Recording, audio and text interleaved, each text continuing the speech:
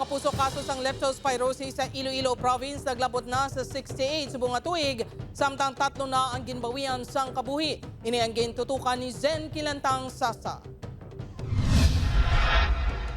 Magluwas sa dengue nga ginabantayan subong nga tig-ulula na ginatutukan man ang water and foodborne diseases, influenza, ilabi na ang makamamatay nga leptospirosis. Suno sa Iloilo Provincial Health Office, mayara na sang 68 ka leptospirosis cases ang probinsya, kag 3 na ang ginbawian sang kabuhi halin sang Enero sin nga tuig. Ikawan naton ang paglusong sa baha ukon sa mga mahigko nga tubig kag duta.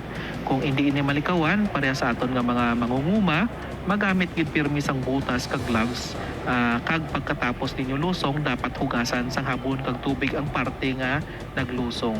Nahibaloan nga ang leptospirosis isa ka bacterial infection nga makuha sa higko o kon ihi sang sapat, pareho sang ilaga, ido kag iban pa nga sapat.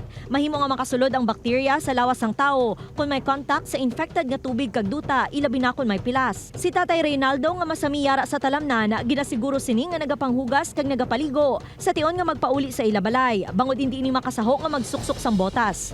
Ginawan mo gid mayo panghabunan mo gid, hindi ko nga tubig lang ihugas mo, mga habon nga gid. Hasta sa kumahimo nga mahabunan mo tanang kadua.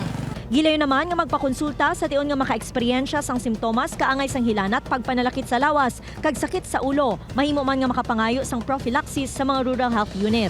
Upod kay Cirilo Randuque, Zen Kilantang Sasa, One Western Visayas.